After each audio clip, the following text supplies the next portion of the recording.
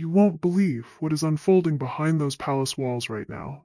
I mean, truly, you have to sit down for this because the ground is shifting beneath our feet. People thought the scandals had calmed down, that the royal dust had finally settled after the Netflix wine fest and the spare memoir disaster. But no, oh no. This new revelation has Meghan absolutely shaken to her core. Because this time, it is not the tabloids whispering. It is not some anonymous source in a dark alley. It is Prince Andrew himself talking.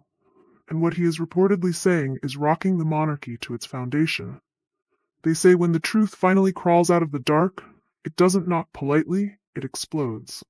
And that is exactly what is happening right now.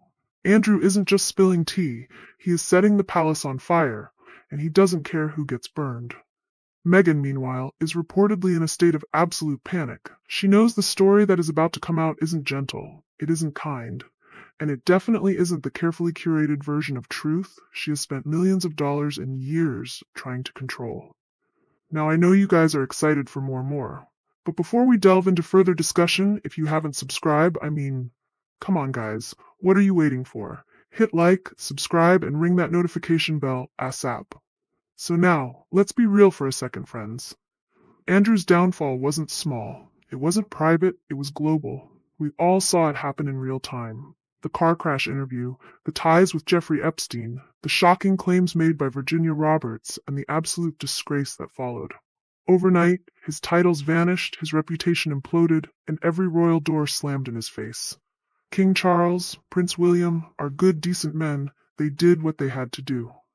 They cut the rot out to save the tree. But here is the wild part, the part that keeps me up at night. If Andrew's connections to that dark, seedy world were enough to destroy him, why has Meghan Markle's alleged connection to the same circle been completely untouched? Think about it. Same timeline, same social environment, yet two totally different outcomes. One royal punished, stripped, and hidden away. One protected, given a multi-million-dollar wedding, and allowed to preach to us about morality. Where were the headlines? Where were the investigations? Where were the palace statements denouncing her past? Nothing. Just silence. A thick, deliberate, suffocating silence, as if someone built a brick wall around Meghan's past and threw away the key. And let's be honest, silence doesn't mean innocence. Silence usually means someone doesn't want the truth discussed because the truth is too ugly. And that is exactly why Andrew's words are shaking everything. Because the moment he opens his mouth, that silence breaks. And what is being uncovered changes how we see Meghan's entire rise to royalty. It wasn't a fairy tale. It was a heist.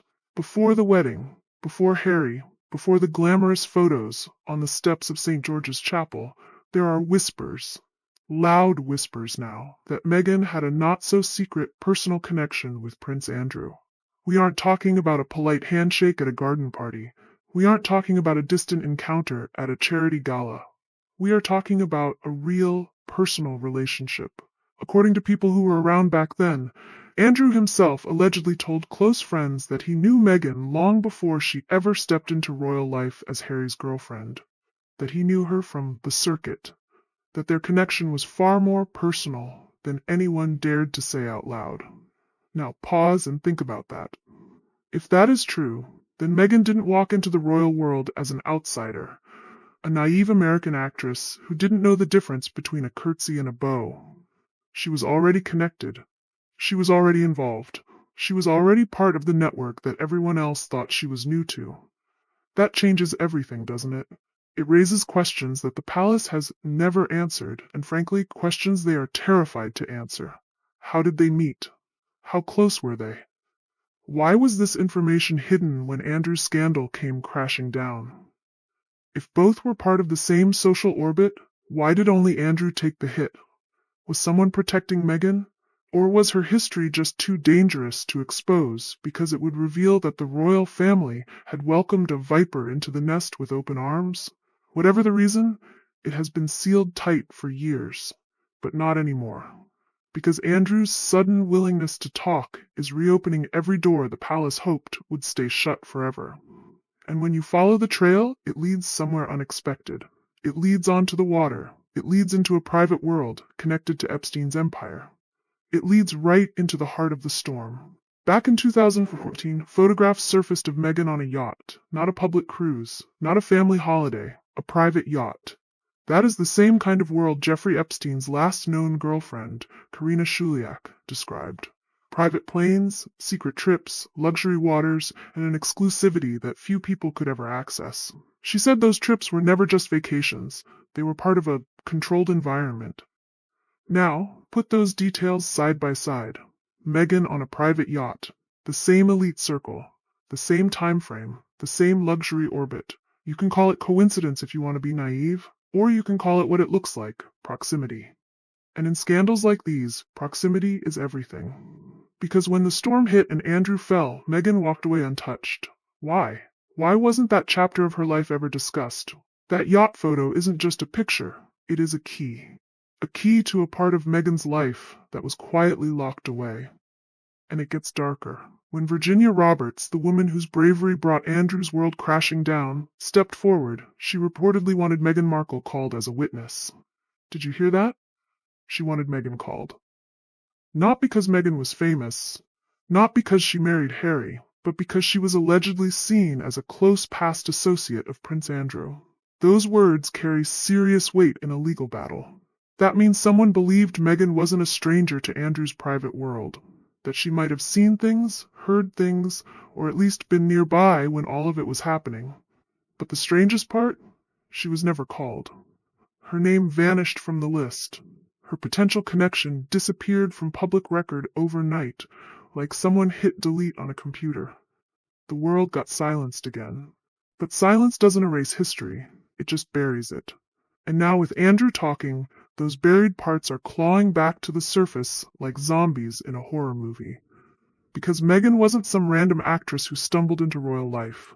Before Harry, she was already brushing shoulders with power. And that is where Marcus Anderson enters the picture. We have to talk about Marcus. When Meghan moved to Toronto to film Suits, she wasn't famous yet. She was just ambitious, hungry, desperate for the spotlight. Then along came Anderson, a senior figure at Soho House, the ultra-exclusive club known for its A-list members, secret events, and quiet networking among the world's most powerful and sometimes most deviant people. Anderson didn't just meet Meghan, he adopted her. He opened doors for her. Private dinners, elite gatherings, introductions to Toronto's wealthy crowd, connections that stretched all the way to New York and London. Through him, Meghan reportedly met high society figures like Jessica Mulroney and started moving in the kind of circles that change lives and reputations. That is when the pattern starts. Step by step, Meghan climbed. From actress to socialite, from socialite to insider, from insider to royalty. And here is the bombshell that Andrew is allegedly ready to drop. According to these explosive claims, Harry wasn't the first royal she was interested in. Before Harry, there was Andrew. Yes, that Andrew, not as a mentor, not as a friend, but reportedly as a potential romantic and strategic target. That flips the story completely on its head. It suggests Meghan's royal connection wasn't luck, it wasn't fate, it was planning, carefully calculated positioning. She was hunting for a title, and she didn't care which brother or uncle it came from. But standing between Meghan and Andrew was one powerful obstacle. Sarah Ferguson, Fergie herself. Andrew's ex-wife, his confidant, and his guard dog. Fergie reportedly blocked Meghan from getting too close to Andrew, seeing right through whatever plan was in motion. She smelled the ambition, she smelled the Soho House perfume, and she said, no. That is when Meghan's path shifted, or maybe pivoted is the better word, since she loves that corporate speak. If she couldn't reach Andrew, she would find another door into royalty. And fate, or perhaps Marcus Anderson's strategy, handed her one. Prince Harry, our poor, brainwashed, vulnerable Harry.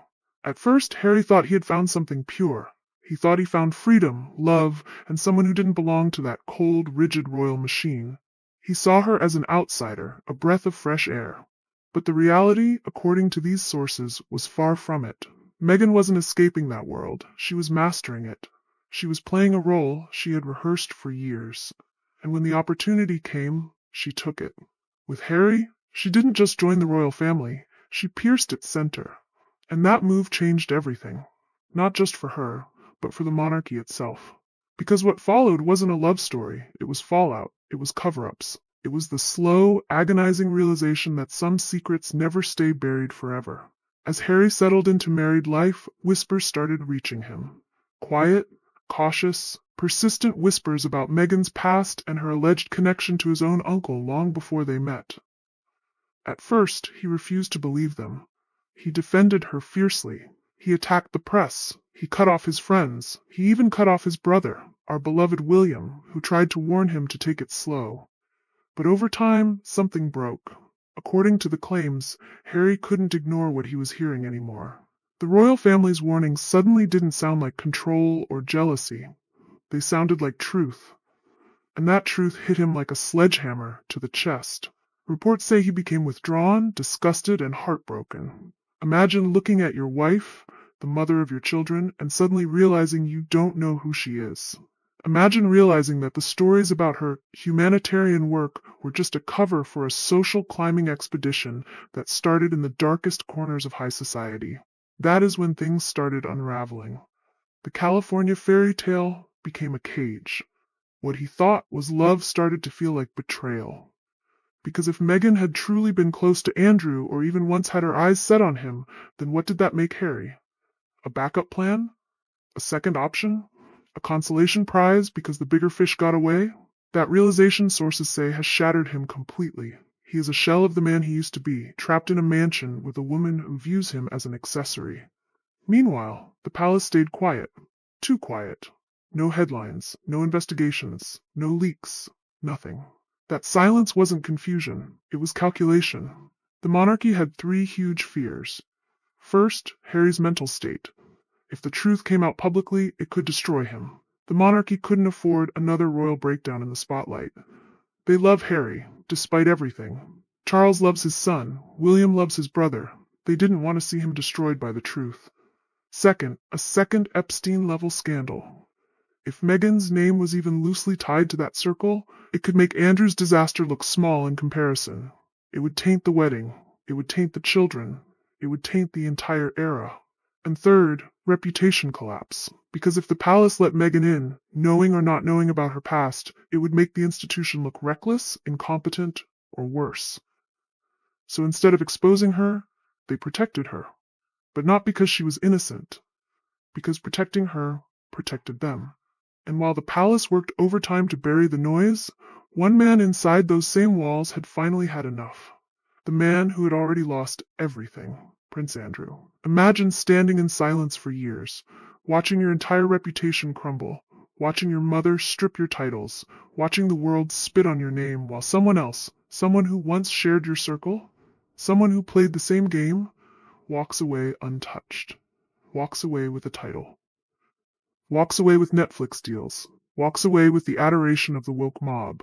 That is Andrew's reality. According to whispers, he is furious. He is bitter. He is tired of carrying the blame alone. While Meghan remains protected behind royal walls or her Montecito fortress, he feels he took the fall for both of them. He feels he is the scapegoat for a world she was allegedly part of too. And now, sources claim Andrew is ready to talk. Not out of some noble sense of justice. Let's not kid ourselves. Andrew is no hero, but out of pure, unadulterated resentment. He has got nothing left to lose. His reputation is dead. His career is dead. His public life is dead. And that makes him dangerous. That makes him the most dangerous man in Britain for Meghan Markle. And he is reportedly not alone. Sarah Ferguson, Fergie, the one who once blocked Meghan's path to him, is said to be standing right beside him, aligned and prepared. Together, they hold the kind of information the palace dreads. Details of Meghan's past, her link to Andrew, the yacht trips, the parties, the introductions, what really went on before Harry ever entered the picture. For the first time, the real threat to Meghan isn't from the media. It isn't from the YouTubers. It isn't from her father or her sister. It is from within the royal family. A prince with nothing left to protect, a woman who has seen it all, and a silence that is hanging by a thread. Because the second Andrew decides to open his mouth, that silence dies, and with it the carefully built image Meghan has spent years perfecting. The humanitarian, the mother, the victim. All of it washes away to reveal the truth. And this brings us to the most dangerous piece of all. The truth the palace fears could end everything. According to insiders, there exists one secret, one buried fact powerful enough to destroy Meghan's royal chapter forever. A truth reportedly held by Andrew, Fergie, and even Princess Eugenie. A truth tied to Meghan's early connection with Andrew, to that same social orbit that Epstein once ruled. If that truth comes out, Meghan doesn't just lose titles. She loses everything: her image, her influence, her power, her control over Harry. The world will see not a fairy tale duchess, but a strategist who infiltrated the monarchy itself. And the palace? It could fracture completely. That is why Meghan is reportedly panicking. That is why we are seeing these desperate PR moves. That is why Harry is unraveling, caught between loyalty and disbelief. That is why King Charles and Queen Camilla are quietly steadying the ship, preparing for impact.